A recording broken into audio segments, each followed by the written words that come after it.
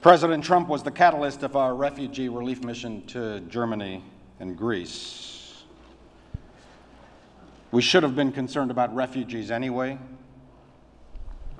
We should have paid more attention anyway. We should have been more involved anyway.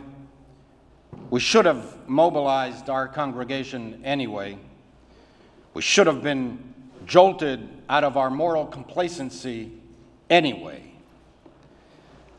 But it was the President of the United States who lit the fires of our simmering moral indignation.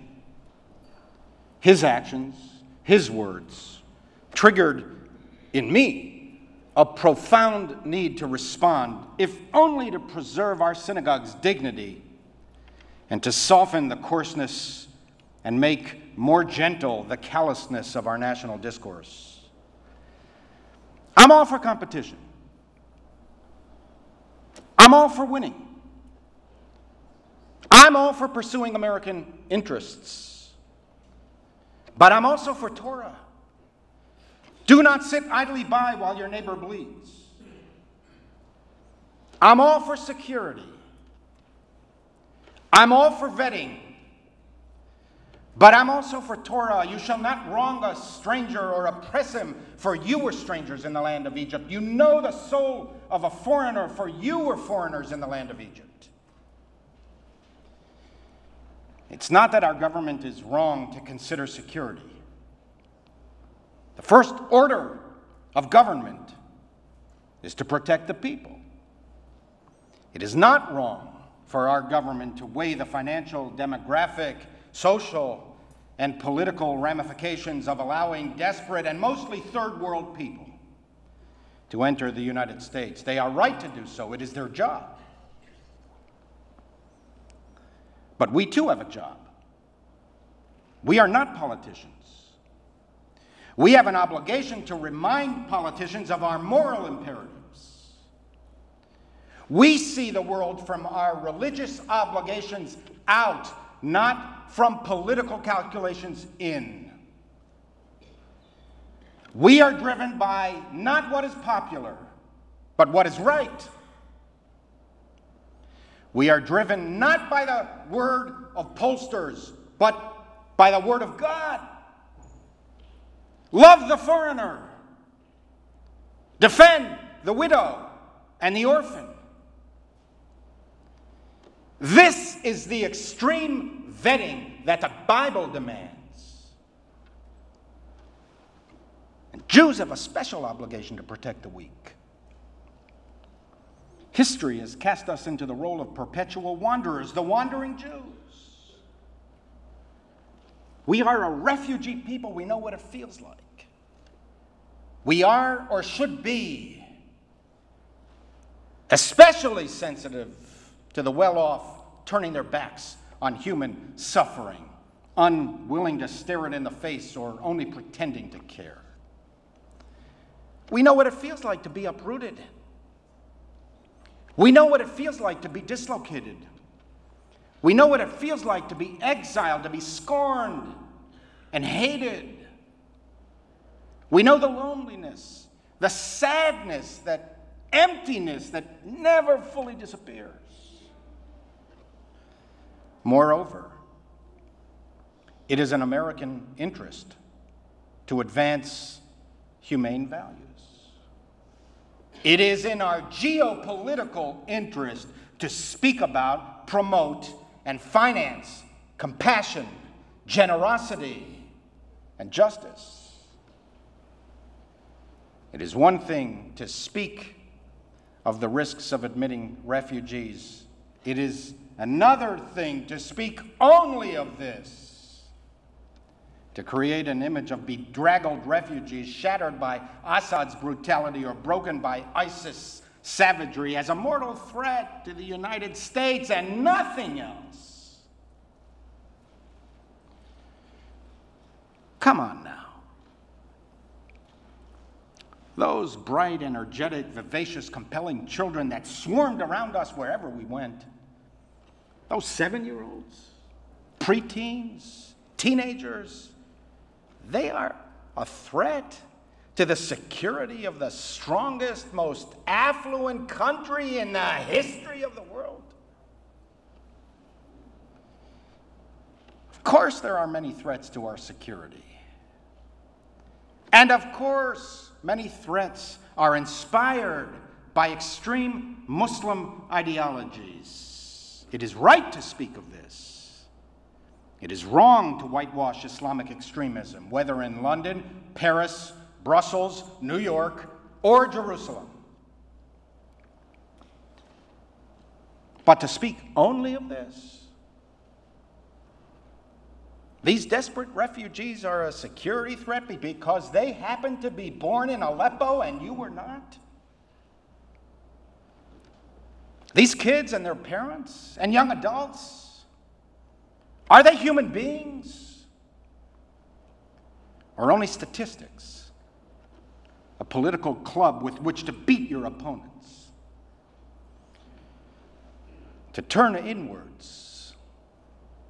America first and last. Only America is an affront to the very definition of America. America is a country of immigrants. That's how Donald Trump's family arrived in the late 19th century. That's how most of us ended up here. Someone in our family immigrated, most often fleeing persecution, oppression, or poverty. They turned to a country whose beacon beckoned. A country that promised to gather the huddled masses yearning to breathe free. I support legal immigration. I do not support illegal immigration. I support secure borders. I do not support lax borders. A country that has lost control of its borders has lost control of its destiny. Still, how many millions of desperate immigrants arrived illegally throughout our history in this country and whose descendants became proud, contributing Americans? Are you so sure that everyone in your family came here legally? We have a national obligation by virtue of American exceptionalism to be generous to people. It's part of the American dream to encourage and entitle others to be dreamers, to bring them out of the shadows, and to welcome them into the light of liberty. America is also about humanity. America is also about compassion. America is also about dignity, the last best hope on earth. We hold these truths to be self-evident, that all are created equal, that they are endowed by their Creator with certain unalienable rights, that among these are life, liberty, and the pursuit of happiness. We are a new kind of nation, conceived in liberty and dedicated to the proposition that all are created equal. Falling in love with the American dream, moved by the greatness of the human spirit contained in our founding documents, and deeply humbled by the struggles we have endured living up to the better angels of our nature. It is confusing nowadays to be an American abroad. We stood at the Brandenburg Gate, the heart of Hitler's Berlin, in view of the German Reichstag. And it was devastating to think that today it is the German chancellor, not the American president, who is the world's strongest champion of liberty and human dignity. In all my 58 years, I have never felt and never thought this, no matter who was the president, no matter from what party. We are abandoning political and moral leadership. It slips sliding away.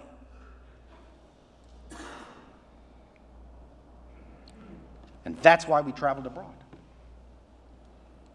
To salvage and recapture some Jewish and American self-respect. To at least do something, some act that demonstrates some willingness to resist the turning away from what is best of America. We're a tiny corner of the world on 68th Street, on a tiny island. But still, we did some good. We shipped 50 containers of your contributions. We brought with us many thousands of dollars of your generosity. We provided human warmth and human attention to those starved of humanity. It made a difference to them. I was concerned about that, just visiting refugee camps and taking aid workers out of their important work schedules for no reason. Everyone we met was deeply grateful for the tangible and intangible support that we provided. But even if we had not brought this support, still, for our own self-respect and to remind us of our own essential humanity and Jewish obligations, it would have been right to go into the muck and see human misery for ourselves. Perhaps it would generate additional empathy that might impact on the way we speak of and act towards those who have received the short end of life's stick. I urge you to speak with those who traveled together and to hear their impressions. It is impossible to articulate fully what we saw and felt, and what can I say in one sermon? I will leave you with this. We stood on the shores of Lesbos, the Greek island 14 miles from Turkey. You might recall images of Lesbos, those heart-rending photos of men and women and children clamoring to reach the beach, some drowning in the ocean or close to the shore. Others picked up by the most noble humanitarians you can ever dream to meet. Aid workers and first responders who left their comfortable jobs and their comfortable homes ready to wade into the ocean and risk their own lives to rescue drowning survivors. Standing on the other side on Turkey's shore, 14 miles from Lesbos, is the last cruel leg of a long, cruel journey of escape. Those fleeing the despot of Damascus, the imams of Iran, ISIS of Iraq, anarchists of Afghanistan, most often make their way to Turkey through harrowing nighttime escapes. They spend their last pennies on smugglers. Somehow, they have made it to within eyeshot of Greece. So many who journeyed with them are no more. They died along the way. So many never journeyed. Their short lives snuffed out by the long reach of murderers. Lesbos is 14 miles away. You can see it. Lesbos is Europe. Lesbos is freedom. Lesbos is never having to worry about another chemical attack. Lesbos is never having to worry about religious persecution. never having to hear explosions in the morning or a knock on the door at night. And I couldn't help but think of our own people who stood on slavery's shores. Behind them, persecution and oppression. In front of them, the sea. On the horizon, perhaps 14 miles away, was freedom. The last cruel leg of a long, cruel journey of escape from slavery. Jewish tradition tells us that these refugees were massed on the shore in panic. They couldn't go back. Pharaoh's army would slaughter them. They couldn't move forward. There was an ocean in front of them. Finally, the Midrash tells us that one man, Nachshon, the son of Aminadav, took the first step. Nothing would have happened had not one Israelite taken that one first step.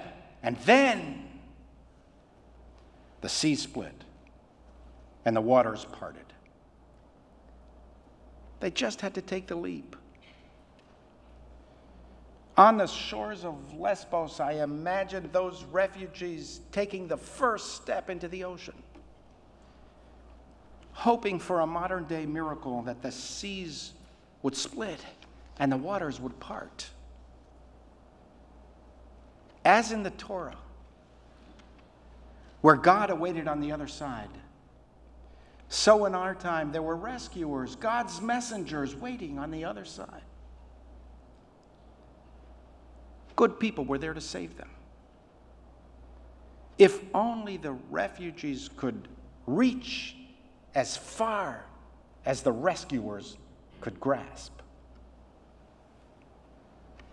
Those smugglers were so craven, so inhuman, so degraded, that they willingly took the last penny of a lifetime of savings from desperate human beings and sent them out on rickety boats with 3 times as many people as the boats were designed for. And then they told the desperate masses, "You see that island? On the horizon? That's Europe. Go and sail. You're now on your own." And the desperate masses piled onto the boats. 3 times as many people as the boats were designed for, pointed those boats towards Lesbos, and sailed towards the island of freedom. Many drowned because the boats sank from too much weight. Many others drowned because smugglers knowingly filled only half a tank of gasoline. Why waste money on refugees? It would get them halfway there, 7 miles into the ocean. If they were somehow to be rescued, fine. If not, who cares? It's not my problem. I've been paid. There's an endless stream of desperation behind them. This is who we are.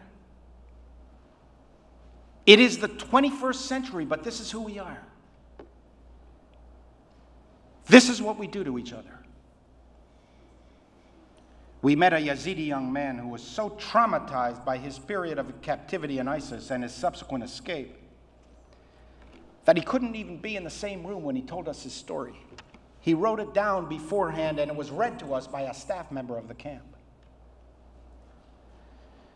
This is who we are. It is the 21st century, but this is who we are. This is how we treat each other. In Germany, we met several Yazidi refugees, now resettled. One was a young woman who was a slave of ISIS. Use your imagination what she went through. It was obvious to us.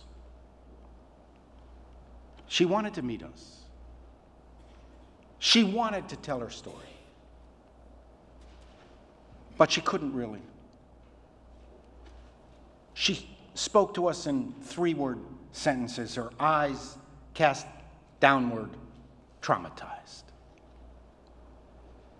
This is who we are. It is the 21st century, but this is who we are. This is what we do to each other. In Berlin, we met a Yazidi man studying to be a human rights attorney who shared with us that upon his escape, he ended up in a refugee camp in northern Greece with hundreds of other refugees from throughout the Muslim world.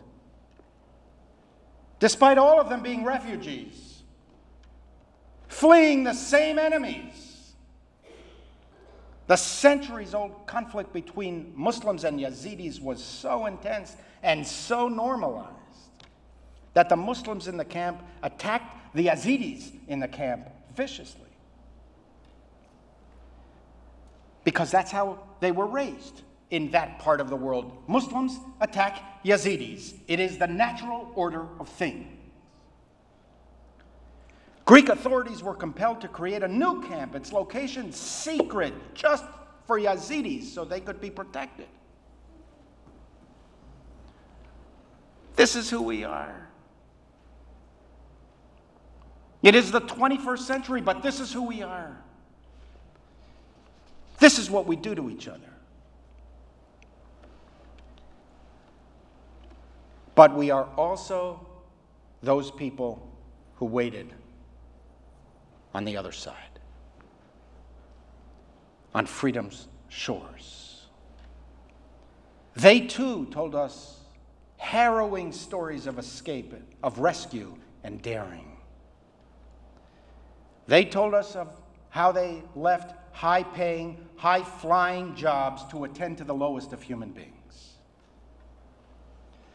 The Midrash asks, why did God choose to put the divine presence in the burning thorn bush, that ugly, stout shrub?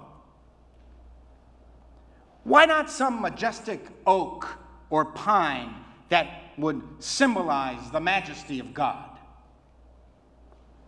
And the sages teach, God put the divine presence in the lowest of trees to remind us that God is present in the lowest of human beings. There are people in our world who take that seriously.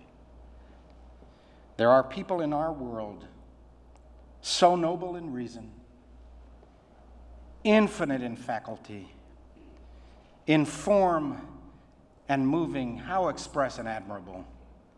In action, how like an angel. In moral apprehension, how like God, the beauty of the world. We can never forget our calling. Ve'ahavta l're'echa kamocha. You shall love your neighbor as yourself. Our sages teach that this is the preeminent Jewish command. Jesus of Nazareth taught the same. You may know that Lesbos is the island of love. It has come to be linked with the love of one woman for another. The word lesbian is associated with Lesbos. The correlation first made in the 19th century is drawn through an ancient Greek poet named Sappho, who lived on that island. She composed stirring love poems, often praising female beauty. Very few of her verses survived. But she must have been venerated throughout the ancient world because the greatest of the greatest authors of antiquity knew her poems and referred to her verses. On that island of love, 2,600 years ago, Sappho wrote these words, fragments that survived to our very day, that come down to us from antiquity, reminding us of our eternal purpose. Come to me as before. When you heard my far-off cry, you listened, and you came, leaving your Father's house. Come to me now once again and release me from grueling anxiety, and that my heart longs for, fulfill, and be my ally in love's battle. Some say an army of horsemen, some of foot soldiers, some of ships is the fairest thing on the black earth. But I say, it is what one loves. Amen.